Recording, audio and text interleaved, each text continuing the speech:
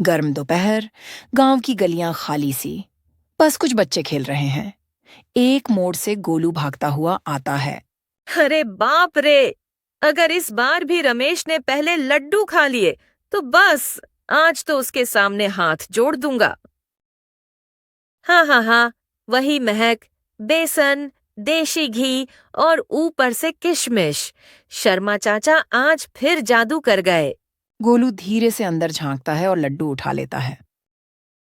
अबे ओ गोलू, फिर से तू हर बार चुपचाप लड्डू चुराता है। शर्म भी आती है या नहीं? चाचा, मैं चुराता नहीं। आपके प्यार की मिठास खींच लाती है। लड्डू तो बहाना है। गोलू घर लौटता है। माँ दरवाजे पर खड़ी है, उसके हाथ में बेलन, आंखों में चिंता। गोलू, पेट पकड़े हुए क्यों आया? फिर मिठाई? और आज शर्मा जी की शिकायत भी आई है।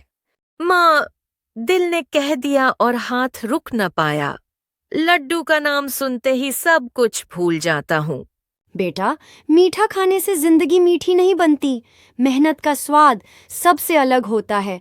माँ को बच्चे की आदतें सबसे पहले दिखती हैं और माँ की डांट प्यार का पहला इलाज होती है। अगले दिन बबलू और गोलू खेलते हुए खेतों की ओर जाते हैं। गोलू, कभी कभी लगता है तू मिठाई के पीछे अपना आपा खो बैठता है। तू नहीं समझेगा बबलू, लड्डू की ताकत मतलब जादू जैसा है। तू ये सोच कि अगर सब कुछ बिना मेहनत के मिल जाए तो क्या मजा बचेगा। गोलू थोड़ा सोच में पड़ जाता है। दोस्ती वो आईना है जो सच बिना लाग लपेट दिखा देता है, और बबलू वैसा ही दोस्त था। गांव में हाट लगा है। भीड़ के बीच बाबा आते हैं, लंबा चोगा, सफेद दाढ़ी और लकड़ी की छड़ी। जो चीज जितनी मीठी होती है उतनी ही जल्दी गला भी सकती है, और लालच सबसे मीठा जहर है। बाबा, क्या सच में कोई ऐसा लड्डू है जो मेरी सारी इच्छाएं पूरी कर सके? बाबा एक सुनहरा चमकता लड्डू निकालते हैं। हर गांव में कभी कभी आता है कोई रहस्यमयी मुसाफिर जो सिर्फ देखने वालों को नहीं, सुनने वालों की किस्मत भी बदल देता है। रात का समय, गोलू अकेले कमरे में लड्डू को घूरता है। हल्की रोशनी, चमकदार लड्डू की आभा। बाबा ने कहा था एक बार, चलो ट्राई करते हैं। गोलू लड्डू खाता है।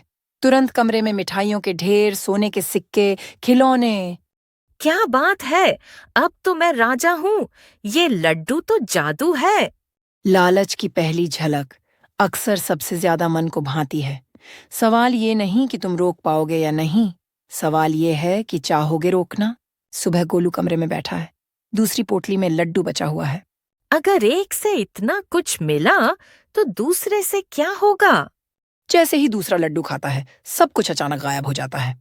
जब सब कुछ मिल जाए, तब इंसान को असली इम्तिहान देना होता है, और गोलू उस इम्तिहान में फेल हो गया। काला कमरा, टूटा हुआ खिलौना, खाली प्लेट। गोलू जमीन पर बैठा है, आंसुओं के साथ। मैंने क्यों नहीं सुना? बाबा, माँ, मैं सब खो चुका हूँ। बाबा की आवाज गूंजती है। सीख वही सच्ची होती है जो दिल से लगती है। अगर अब भी सुधरना चाहता है तो एक मौका और है। पछतावा तब मायने रखता है जब वो बदलाव की राह खोलता है, और गोलू ने वही किया। गोलू गांव के बच्चों के बीच बैठा है, शांत और विनम्र। बच्चों, कभी मत सोचना कि शॉर्टकट से सब कुछ मिल जाएगा।